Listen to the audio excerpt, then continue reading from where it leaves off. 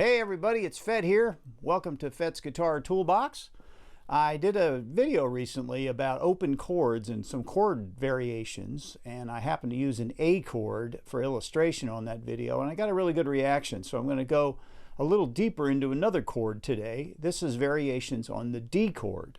So we're going to talk about open chords, and we're going to talk about voicings of the D chord. So you've got your standard D chord that goes like this. Everybody's seen that before. Well, there's a bunch of different ways you can play this chord and variations on this chord to make really interesting sounds.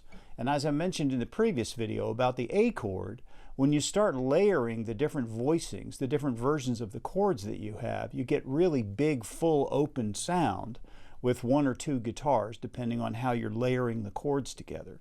So here we start with a normal D chord.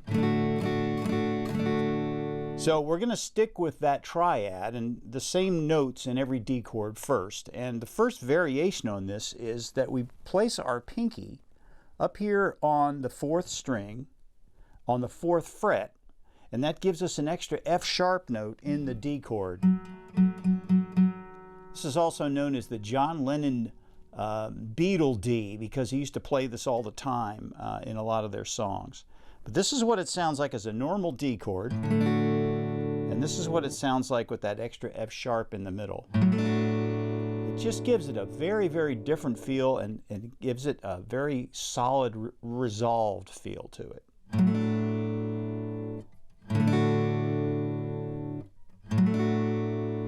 So that's a really great chord to end on a lot of times when you're doing things.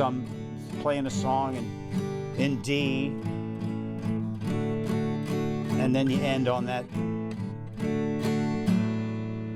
Just gives it a really nice finishing sound. So that's one variation using the standard notes in a D chord. The next one is to play an F sharp in the bass. So instead of playing the F sharp here, 4th string, 4th fret, we actually play it on the 6th string or the E string on the 2nd fret, and it sounds like this. And a lot of different ways that people finger it, but I happen to do it this way. It's just more comfortable for me. And that gives it a lot of bottom end that you don't get. Normally, when you play a D chord, you don't play the E string because you're playing a 2 note on the bottom of the D chord. It just doesn't have a pleasant sound. So normally we just play 5 of the strings on the neck on the D chord. But if you want to use that E string and get a lot of nice bottom out of your chord, you just put the F sharp on the bottom.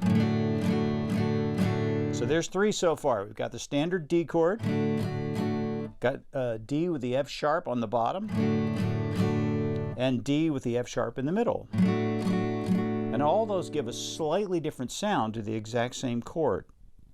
Here's, by the way, another way to play that D chord with the F sharp in the bottom. I find it a little bit more difficult to reach, but I'll show you why I'm doing this in a moment. So here's another way to play that same chord. Instead of like this with the thumb, we play it like this with our index finger, and then use the other 3 fingers to play the chord on the top.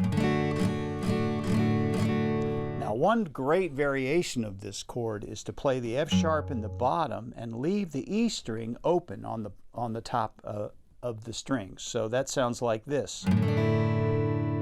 So there we're putting that 2 note, that E note, into a D chord, but on the top. And that's an Ad9 or an Ad9, which is one of those wonderful open chords. So here's one variation of that chord.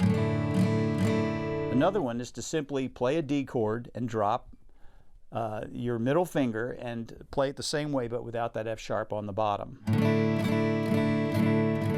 So there's one variation, and here's another one. You might play it like that with your pinky, or you might play it like that with your ring finger, depending on what's the most comfortable for you. And of course, you can also do the Beatle chord, the Beatle D, and play the same chord that way, leaving that beautiful 2 note on the top. Now that's a really pretty chord. You get all sorts of interesting use out of that. And the only thing we did was add 1 note on the top, Ad9 or an Ad9, by actually coming off on one of the strings. So let's talk a little bit more about that Ad9 chord. So here it is, the standard way to play it, or Ad9 chord. But here's another way up the neck. So we go up to the 5th fret like we're barring an A chord, and instead we play it like this, or maybe like if you're barring an A minor chord. I'm sorry, that would be a D chord, a standard D chord that's barred. This would be an A minor chord that's barred. But what we're doing is we're actually barring over here on the 5th fret, and on the 7th fret, the middle 2 strings, we're playing as if we're playing an A Ad9, but because of where we're positioned, it's actually a D Ad9 or a D Ad9, and it sounds like this. A little out of tune there. One of the nice things about playing it up here is you're able to use all 6 strings, because this A note on the bottom is in the D chord, and the Ad9 is up top here on the B string. So you get that nice full chord with all 6 strings playing the Ad9 or the Ad9. You can play it like this. If you have a little trouble doing bar chords, that's a little secret you can use right there to reinforce your bar, or you can just play it like this. So let's hear that next to the other Ad9, and it's got just a slightly different tone to it.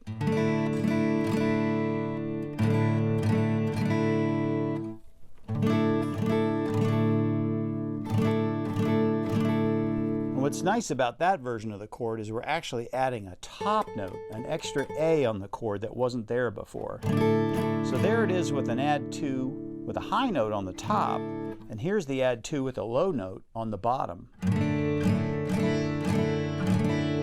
There's an awful lot of range between this chord, this chord, this chord, and this chord. And they're all exactly the same chord, just played in different positions.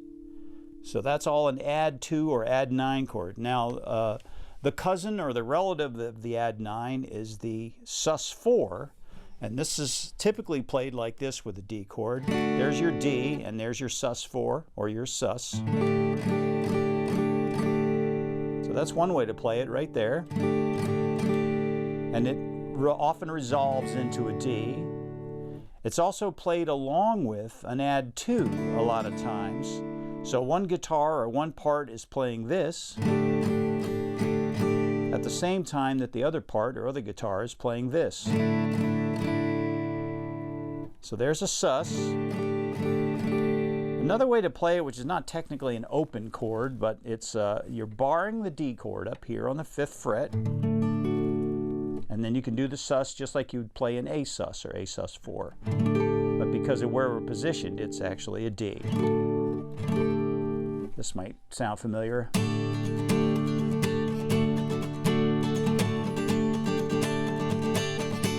And that Sus4 chord is always screaming for resolution. So a lot of times we'll actually come off the Sus4 or the Sus and then come down on the main major triad. But you don't have to do that. You can just keep playing your song either with the Sus4 by itself and never resolve,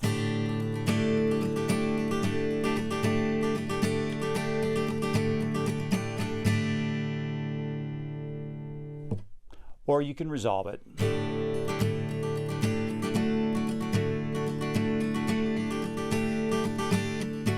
Which brings me to my next variation that I like to use a lot. When my partner and I, Nancy Moran, play 2 guitars, we get a big full sound because we're never ever playing exactly the same thing twice. And in this case, I often play my D with an extra A note on the top. So there's the straight D chord. It's a nice combination of an open couple of strings on the bottom and a pressed couple of strings or fretted strings on the top. But then I add this extra top note. So it sounds like this. Really nice and full and very ringy. So when you're doing that little Sus4 trick, you could do something like this.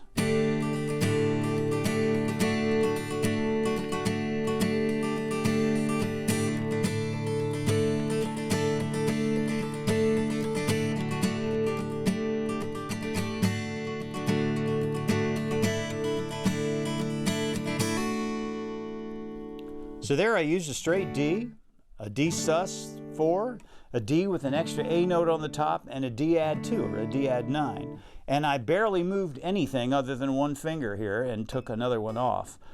The idea of these videos is to give you simple stuff you can do on guitar without having to learn all sorts of complicated fingering and what have you.